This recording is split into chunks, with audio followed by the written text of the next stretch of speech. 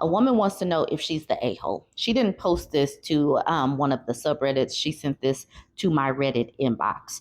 I am Bourbon Bougie over on Reddit.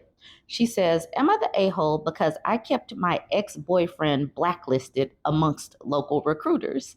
She says, I'm a 45-year-old woman with my ex-fiancé, who's a 48-year-old man. We were together for 5 years. In the beginning, he loved bombed and manipulated me to the point where I was too in love to realize how emotionally and financially abusive he was. Based on that, no, it is not. You're not the a-hole for keeping him blacklisted. Sounds like he deserves it. I was absolutely isolated from all my friends and most family to the point where my friends had to trick me into a wedding planning lunch that was an intervention. I maintained I was happy and we were going to be a family. He was extremely competitive, and I usually suppressed that part of me to allow him to win. We both worked in IT and met when we worked together, but didn't start dating until a couple of years later. I had started at a position at the company I went to immediately after the layoff from where we both worked and was already getting promoted. Since that layoff, he was only able to get contract work, but was remaining employed. However, his current contract was coming to an end, and he was looking for new roles. But with it being the end of the year, holidays, places weren't hiring. That's when he contacted me about interviewing for a role in Atlanta. I'm sorry, that's when he was contacted about interviewing for a role in Atlanta. He immediately informed me, his fiance, that he was going to take the role and never once asked me to come. But being a good fiance, I updated my LinkedIn profile that I needed a position in Atlanta so we could move together. 2 days before Thanksgiving, a couple of important things happened. Number one, he has really he has his really important interview for his role, and he moved to the final round. Number two, I had multiple interviews within the first week of looking and was already expecting an offer. Apparently, he was rejected, and I received a ridiculous offer, and that was the final straw. Um, that evening, I suffered such verbal abuse. I had multiple panic attacks. Normally, I was able to de escalate his temper tantrums, but I couldn't do or say anything. I could barely breathe. When it was over, he called off the engagement, but thought he can continue to stay in my place. I finally calmed down enough to tell him to leave. He took his things and bullied me into not telling anyone what happened before he left. He then spent the long weekend going to my friends to tell them how awful I was. They stood up for me and came to check on me. I was not in a good place. After a couple of months, I finally started to feel better and like the clouds are clearing up when I got a call from a recruiter. He left me as a reference for a job in our town. After he specifically said he was too good for this town and that he doesn't need any help, especially from a lot of negative words for a lady like me. I honestly panicked at the sound of his name. I couldn't breathe. There was a ringing in my ears. I think I hung up because the recruiter called back a little bit later and I managed to speak. Here is roughly my exact words and phrasing. Yes, I know him and I'm aware of his work history. No, I don't feel comfortable being his reference. No, it isn't because of anything he's done professionally. The recruiter said that he would need a little more info than that, but that's when I started crying over the phone. He asked if I was okay. I didn't say these words to be petty or vindictive, but I just couldn't hold it. She said, he's the type of man who would berate and belittle his fiance, break up with her 2 days before a holiday with family coming to town, telling her she'd never amount to anything and that he'd never need anything from her again, including your mouth. Then he'd turn around and still leave her on his resume as a reference. The recruiter was speechless in horror as I wept, and he began to apologize. I attempted to comfort him as I knew I wasn't going to be okay for a while. A few days later, my ex-fiance trashed me on the socials for being vindictive. However, since I blocked him, I didn't know. But shared mutuals did start asking why I was keeping him from getting a job in the area and being so cruel. I finally made an official press release post explaining how beneficial it is to keep your resume up to date with references of people who actually want you to succeed, and they were able to put it together.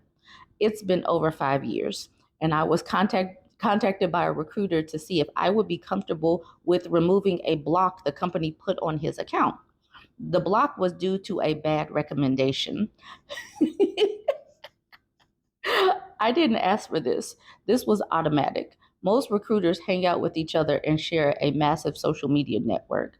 So when the recruiter I spoke to found out the truth, he went to the bar and told the story. Then all the recruiters in town found out he was blacklisted.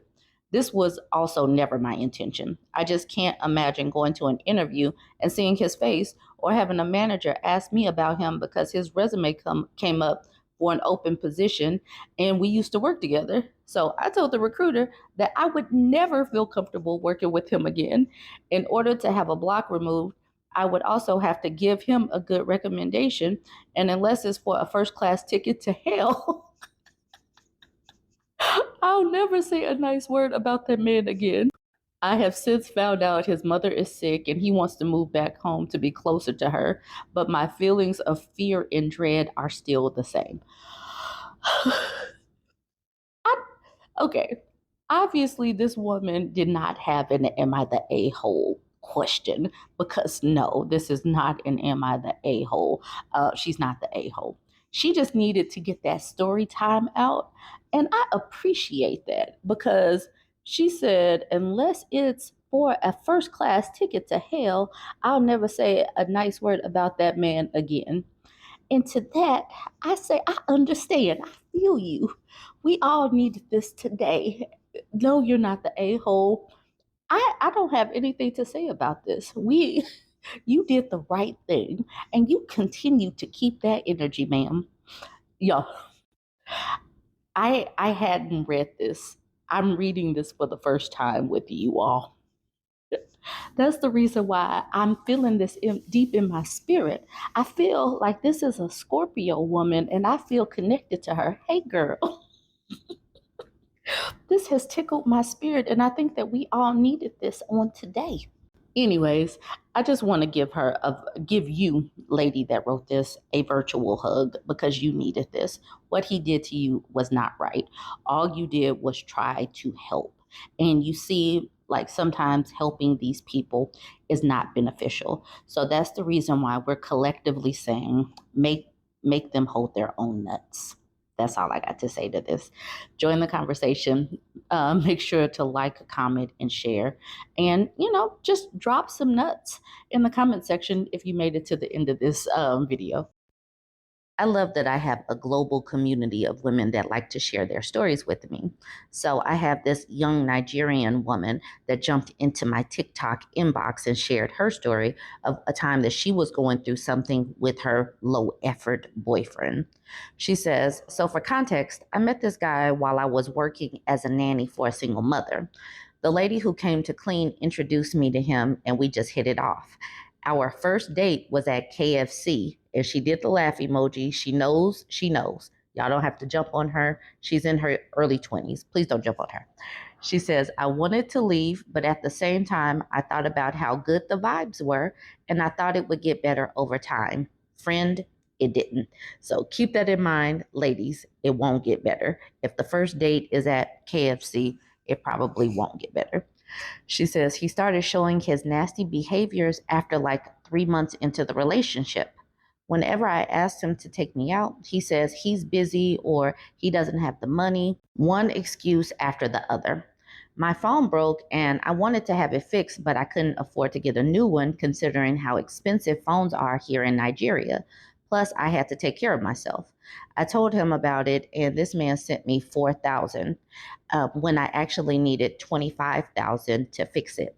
I don't know the money differences between here and Nigeria, but sending 4,000 when you need 25,000 is definitely not helpful. She says, I blew up on him before he forked over another 11,000. Okay, cool. So she got a little bit more money. She continues with, around that time, I got a better job working as a caregiver at a retirement home.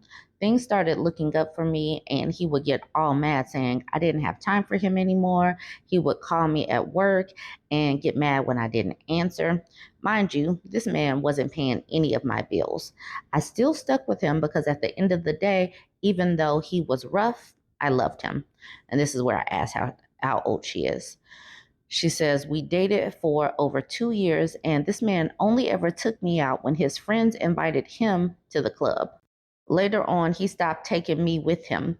I would watch him dress up, all excited to spend the weekend with the boys, when I basically had to travel for over 3 hours interstate to see him. I'm 24, by the way. So she had to travel to see him, and he's getting excited to hang out with his friends. So, still low effort, low energy towards her.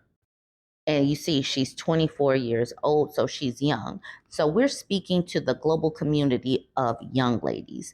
This, if it starts out low effort, is probably going to stay low effort. And now he's not putting in any effort.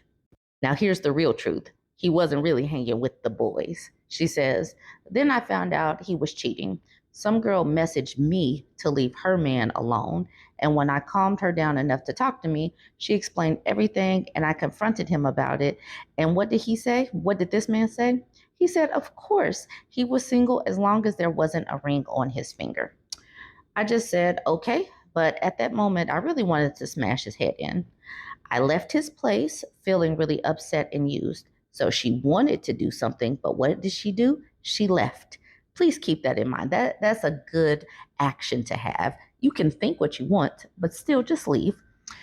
She says, all right, she left his place feeling really upset and used. I was waiting for the bus when this one guy stopped his car and offered me a ride. He managed to persuade me that he was harmless and just drive me all the way to my hood. We exchanged numbers and we started talking. I had stopped talking to my boyfriend at that time, and this man never even bothered to text me or nothing. The new guy I met asked me out on a date. I went with him and he took me to one of those high end restaurants. And from there, we went shopping and I took pictures and posted them on my story, which my boyfriend saw. And when I got back home, this man was waiting at my doorstep. It was it was almost midnight. So at first, the boyfriend wasn't even talking or texting. And then he sees some pictures and then he stops by now. I refused to let him in and he crashed out, crying and throwing a fit, saying I was ungrateful after the love he gave me. And I just told him to get lost. That was almost 3 months ago, and while I'm still single, the new Mr. Hotshot has been trying to claw his way into a relationship with me. I'm just going to take my time and go for a man that sees me as a goddess. Please do. And you're young. You're young, and this is the time where you're really learning what you want in a particular partner.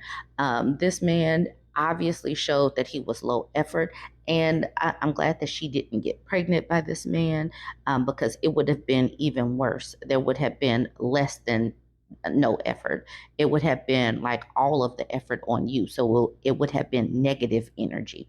But I just wanted to share that experience from this young lady. This relationship ended, but no baby at the end. So that's a good thing. All right. So that was one of my Nigerian ladies. Jump in the comments. Let me know what you think. Don't forget to like, comment, and share. If you have your own story time that you want to jump into one of my inboxes, I'm Bourbon Bougie here on TikTok, Instagram, and Reddit. I have another Nigerian lady that jumped into my inbox. She's living in the UK and she has a red pilled brother. She says, hey, Burb, please keep me anonymous. So I'm a Nigerian woman in the UK and my brother was red pilled. We were raised in the church, so we were raised homophobic. When we moved to the UK, I unlearned all of that. I just thought it was terrible as a Black woman to champion the oppression of an already marginalized group. Fast forward a few years, and it seems my brother got red pilled in the pandemic. Doesn't believe in contraception or termination of pregnancy. It's for sinners. has made comments that hint at financial abuse of a woman, says that what the bald tater tot has said in the past makes sense, but somehow doesn't see how the man acts completely against anything Christian. With the recent US election, I find myself extremely upset. I heard him up all night watching them count the votes, and he's a Trumper. I don't understand how he can't see that the things he believes in will be his own demise as a black man.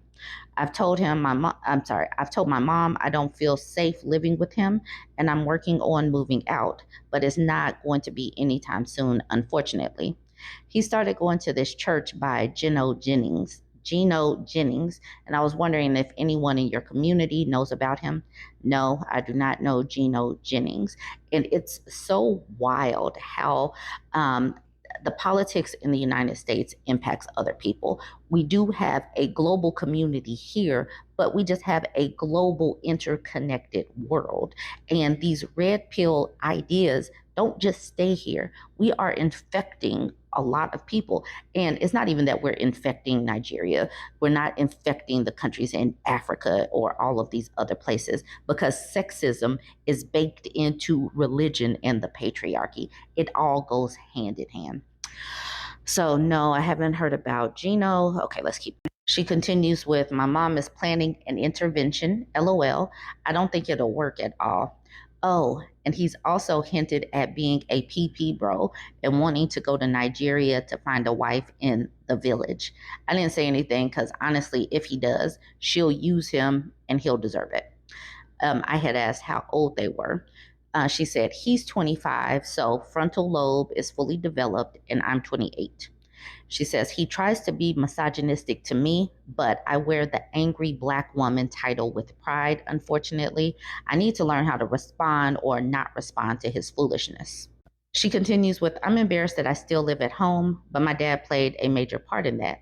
He reminds me a bit of the one guy you did Storytimes about, George. Now, some of y'all might be new, and unfortunately, we didn't get a conclusion to the story times about George.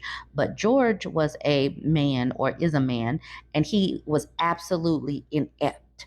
He couldn't do anything after his wife left because his wife had done everything for him. Like he didn't know how to wash his own laundry or anything like that, cook his own food. He kind of fell apart when him and his wife separated. So George has kind of become synonymous with to all of these helpless men that can't do anything, despite the fact that so many of them just decide that they are the leaders of everything. Anyway, so that's what George is. I do have a playlist of George, but it doesn't come to a conclusion because my insider just stopped responding. So that's that. Then she says here, I just realized there isn't much point in my ramble. I apologize. I guess I just needed to vent to someone safe. Please know and understand me, Bourbon Bougie. I am my inboxes are open. I don't always get to all of my inboxes because they are all flooded. But for the ladies, you can talk to me. You don't have to be embarrassed. I do like to share stories because it is cool to know and understand that so many of us can see a glimmer of what is going on across the country in our own homes. Like, yes, I can see that. I feel that. That's what my brother did or whatever. And we also see how our own country is impacting other people's, or how, as a global community, we're a lot closer in ideals or things that happen or belief system or whatever than we think. Okay, join the conversation. Let me know what you think about her and her red pilled story and her brother being a Trumper. Don't forget to like, comment, and share.